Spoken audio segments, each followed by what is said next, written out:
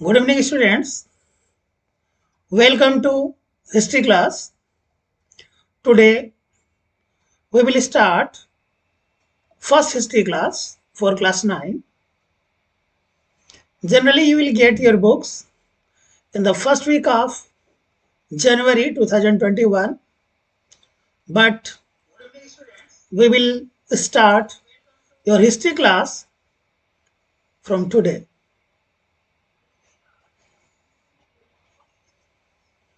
All of you are be ready for today's class.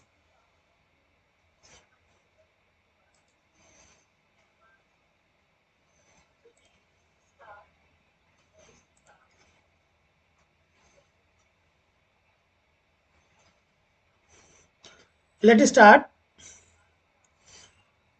Today we will start chapter 1, some aspects of the French Revolution.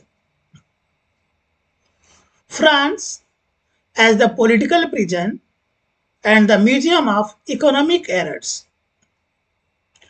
The prior to the revolution in France came to be known as the ancient regime. Ancient regime in ancient regime in France. It was the ancient regime that the French revolutionaries were destroying in and after 1789. What sort of regime was this, which the revolutionary thought they were replacing? The thought was to replace the entire edifice, that is to say, structure of the ancient regime. In particular, the revolutionaries strove to overthrow despotism, or you can say the anarchy, which it prevailed in monarchical system of that particular time.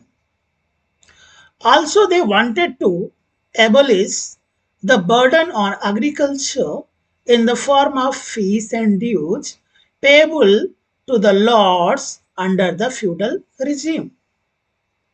It means there were several factors in which the common people thought that ancient regime must be overthrown and must establish the democratic type of government. It means those who were monarchy, they were not giving importance to the common people.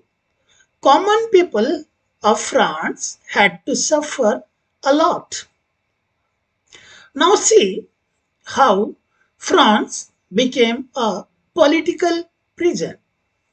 France, as a political prison, under this head we will study during the 17th and 18th century, the will of the French monarchs had become virtually the law of the land. But actually, it must not be like that. Because if there is monarchy, then monarchical type of government must care to the common people. Common people were suffering a lot. But then after the monarchs, or you can say the king, were playing at the will of their own. They were not paying any heed to the sufferings of the common people, especially to the farmers, because high taxes were imposed on the various field of agriculture. So much so that any critic of the government or opponent of some noble was liable to be arrested. It means if government is not doing well, then you do not have any right to criticize also. And if you will go to criticize, then you will be arrested. So such type of arbitrary government it were there. He was put to a prison without a trial. It means If anyone is criticizing and those particular people were arrested arbitrarily and they were put into the prison without any trial. Some 1,50,000 royal writ known as letter de cachet or sealed letter were issued for the arrest of persons during the reign of King Louis XV. You can imagine nearly 1,50,000 royal order, you can say writ, were issued against the common people. One who criticized, those person who criticized the monarchy of Louis XV, and another 14,000 under such type of situation that immediate after that those also it will be issued. Thus symbolically the French government was said to be the political prison by George Favre, an eminent historian of the French Revolution. Number B, if we'll see France as the Museum of Economic Errors. A good number of economic errors it happened at that particular time, that is you can say prior to the French Revolution. Despite there had existed a serious annual deficit of the pre-revolutionary government, extraordinary privileges were possessed by the nobility and the clergy, because those who were getting privileges in French monarchy in first stage or second stage or third stage in the social strata of the society, those people, one who belongs to nobles and clergy, they had to pay no tax. They were using luxurious and pompous life. The most outstanding of the privileges was exemption from the weight of taxation. It means simply you can say in one word, they had to pay no tax at all. It means all tax burden were imposed to the third state, or you can say the common people. The financial burden of the peasant, on the other hand, was crushing. Not only did a peasant pay several taxes to the king, but in addition he paid a tax to the church as also taxes to the local noble. Now you can imagine that those one who were belongings to the third strata in the French society, or you can say in the third state, those people in which peasants, artsmen, craftsmen, all these it included, they had to pay tax to the kings as well as also to the church. So how miserable condition it were there of the French peasants. Thus France became as it were the museum of economic errors, because disparity in levying taxes were much at that time. Now see to this a closer look to ancient regime. The French term ancient regime is synonymous with the English ancient regime, or you can say the old order. The ancient regime was the coinage of the French Revolution. For the revolutionary thought that this was what they were destroying in and after 1789. Historians are not in agreement with the time when the old order ended and the new one began. Because actually, if you'll see that a particular revolution does not happen on a particular day or within a fortnight, it takes some time. Transition period were there. The term ancient regime was first used by a renowned French pamphleteer in 1788. He picked up the term anticipating a new regime to be built around the States General. It is interesting to note that the representative in the National Constituent Assembly often referred to the term former regime, or you can say the ancient regime, in their speeches. By 1790, however, the ancient regime became the standard term to describe the situation obtained in France before 1789. It means when French Revolution started in 1789, prior to that era, it were known as ancient regime. Now, analysis of the taxation system. See to this particular heading. The chief weakness of the government of the pre-revolutionary France was the faulty finance. Throughout the 17th and 18th century, the French government had been under serious annual deficit. It means French monarchy were unable to get sufficient amount to run the state. Owing to faulty system of collection of revenue as also the tax immunities enjoyed by the privileged classes, it was unable to meet the deficit. And surely, obviously, it will be only if tax burden were imposed on the third strata of the society, that is to say, to the common people only, and those who were belonging to the privileged class, they had to pay no taxes. Ultimately, tax collection it will be low only, and surely there will be a deficit because those who were belonging to royal family or in monarchy, they were used to live a luxurious and pompous life. If you'll see to the Louis XV, Louis XVI and all, nor was it possible to increase the already high tax burden. In the years prior to the outbreak of the revolution in 1789, there had been an increase in the rate of taxes. But the benefit of the hiked revenue went into the pockets of the revenue collectors called farmers general. Who were the farmers general? Those who used to collect revenue.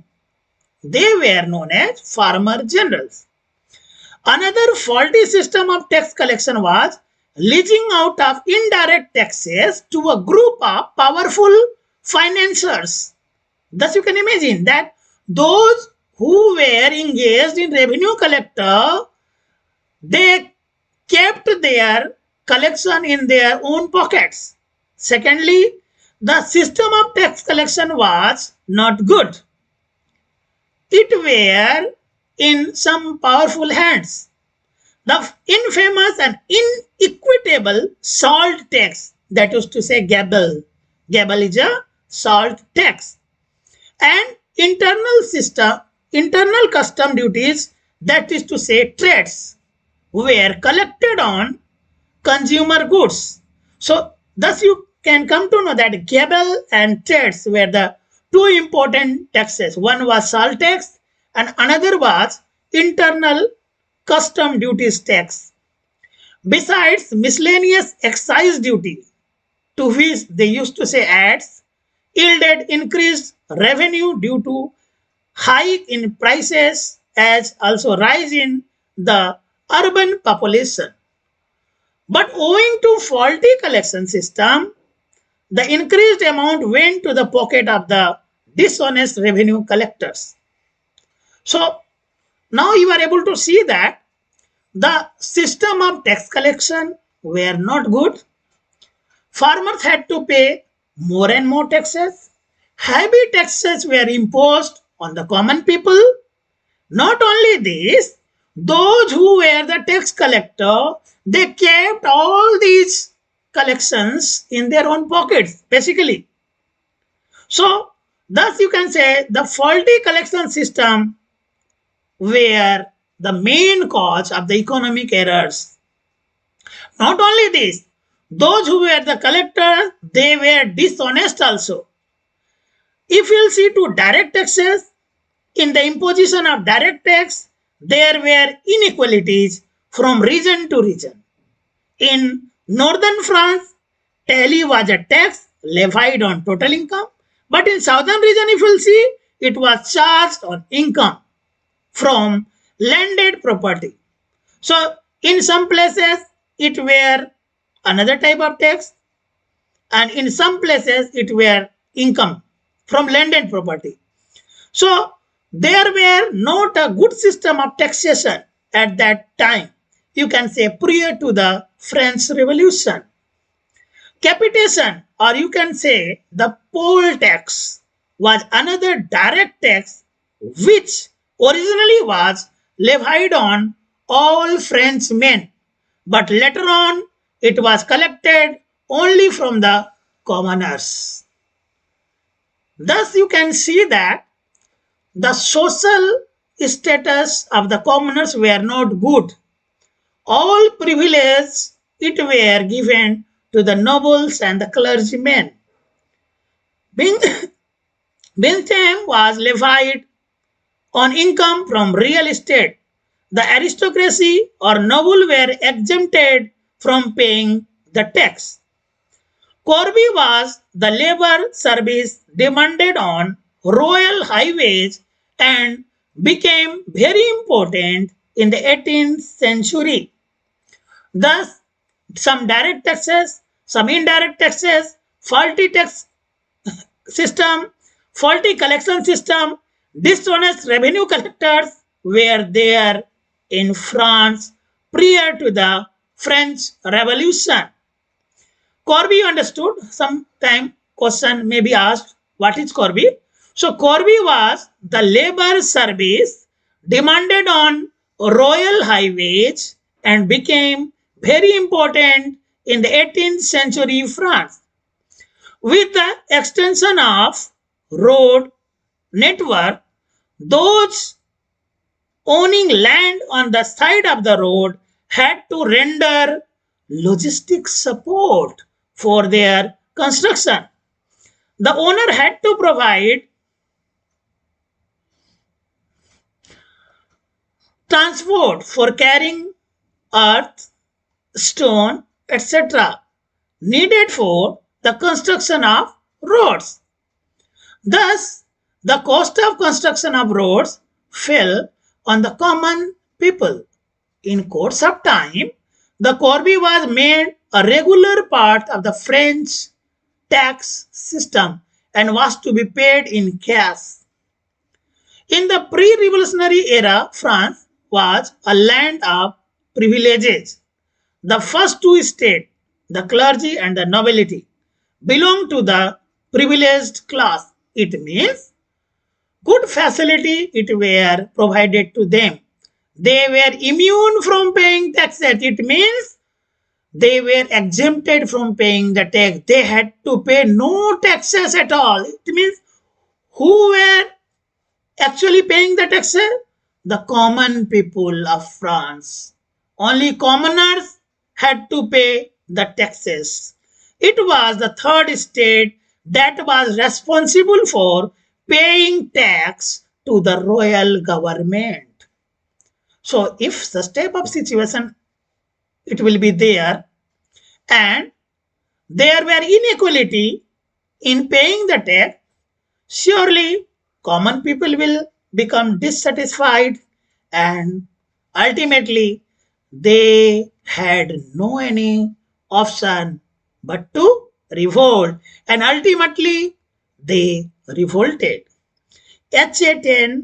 an eminent historian of the French Revolution, calculated the 4/5 of the income of the French peasantry was 4/5. You can imagine was exhausted to meet the revenue burden pre-revolutionary social structure. Till now, we understood the economic status of France prior to the French Revolution. Now we are going to study pre-revolutionary social structure of France. France was suffering a lot and Ultimately, the French people they revolted against monarchy. Pre-revolutionary French society, besides the king, constituted of three orders or you can say states. The orders originated in the medieval times. At that time, distinction had been made between those who prayed, those who fought in battle, and those who worked to provide a living for others. This is very much akin to the occupational class division in the ancient Vedic society of India. The Brahmins were the people who were priests and engaged in education.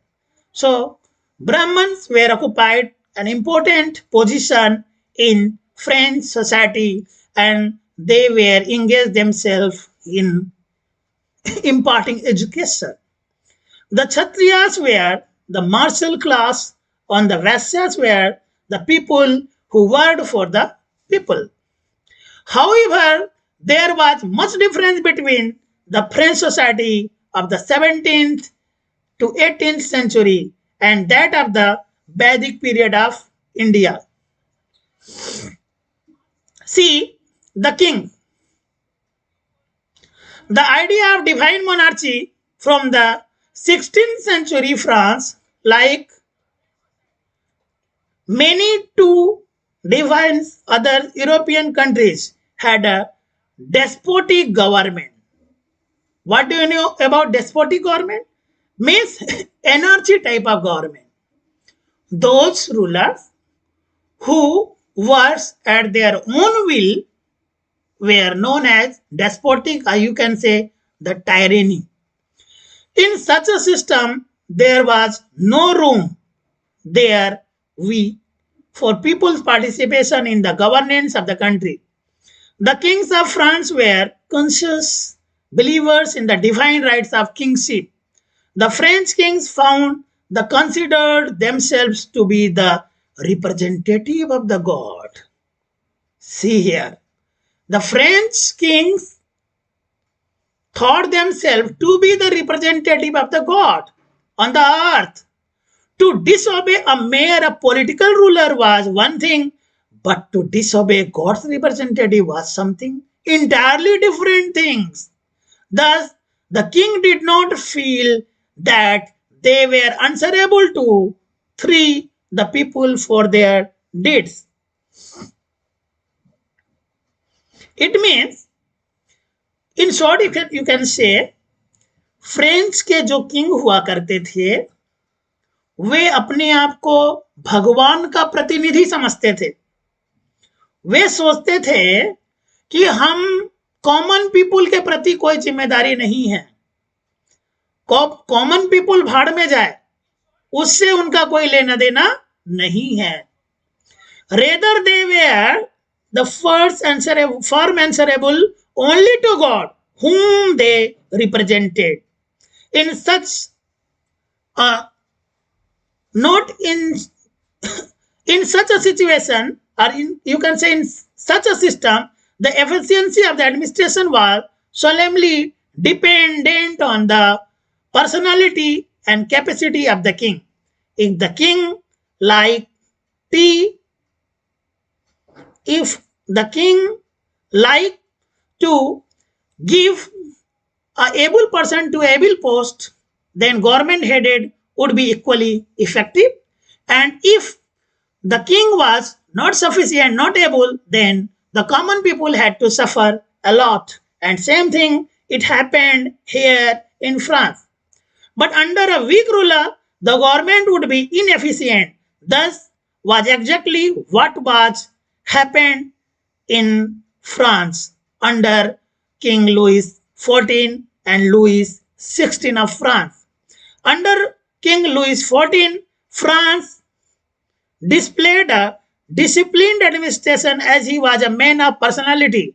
But his successor, you can say, to Louis XV and Louis XVI, they were the weak successor and they were inefficient also. They converted the despotic monarchy Physicia into a machinery of autocratic operation. No wonder it was under Louis XVI that France doctors came under the grief of revolution.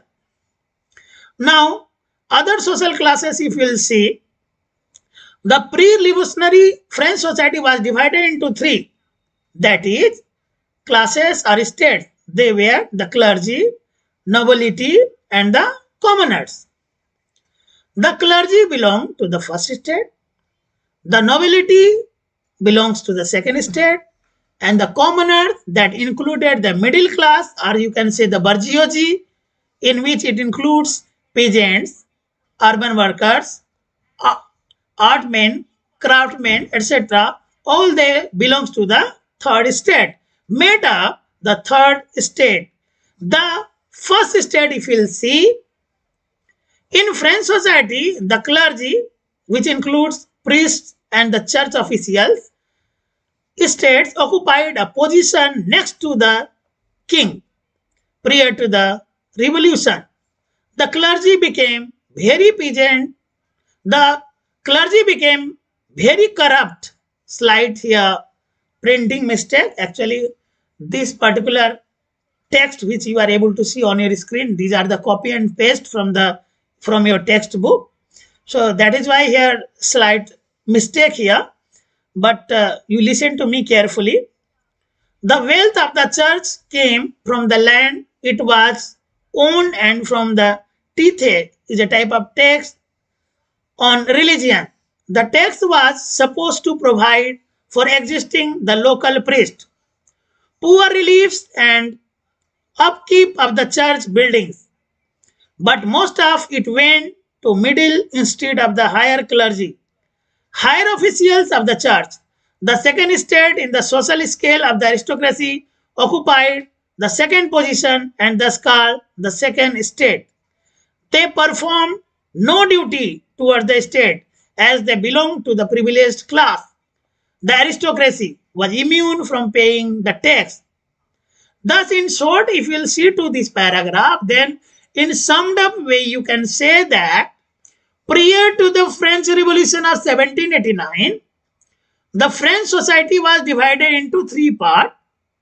The first state, in which belongs to the king, and some priest and the clergymen, and second status it were occupied by the nobles and high officials. Besides, the third states it were occupied by the commoners, in which we can say the middle class or the bourgeoisie, in which artisans, craftsmen, peasants, urban workers, farmers, peasants, all they were included in the third state. Now see to the next.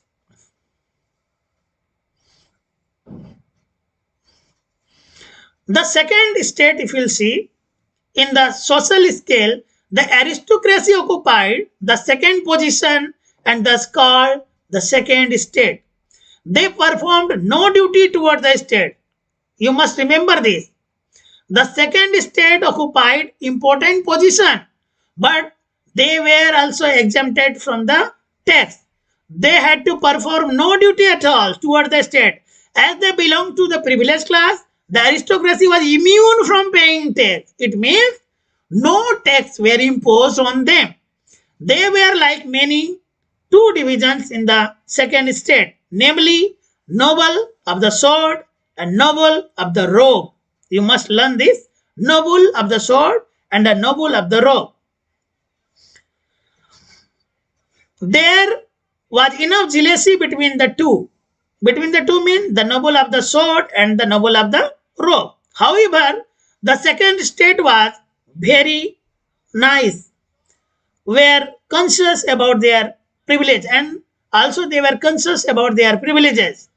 The aristocracy of France was the first to rebel as they disliked the king, and the exemption of the tax later on was being threatened by the commoners. And that is why the France at a particular time, the monarchy was also here you can say especially were not looked upon in a good way by the second state also. The third state, if you will see, the French society in the pre-revolutionary period was divided into three states. Again, you are knowing this: first state, second state, and the third state. Now, if you will see, then the bourgeoisie, the French word bourgeoisie, if you will see, commonly translated as the what had middle class, though in the French society they belong to the third state. In the France, 18th century, in the 18th century France, the term bourgeoisie was applied to a variety of people. Usually, the successor term referred to such people who resided in towns and earned their living not by monarchy, physically labor, but by some kind of mental skill. The bourgeoisie included teachers, merchants, businessmen, office holder, doctors, lawyer, and so on. There was no solidarity among the bourgeoisie of the 18th century, but they had a common trading past into three, that is to say, their forefathers had earned fortune by commercial activities.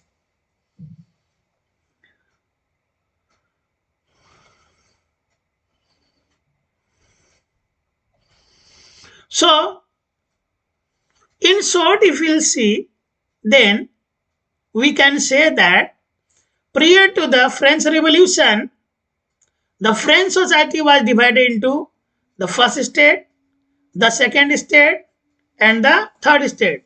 The first state, the second state, and the third state. In short, you understood, first state belongs the clergy, the second state belongs the nobles, and in the third state there were bourgeoisie, peasants, and urban workers.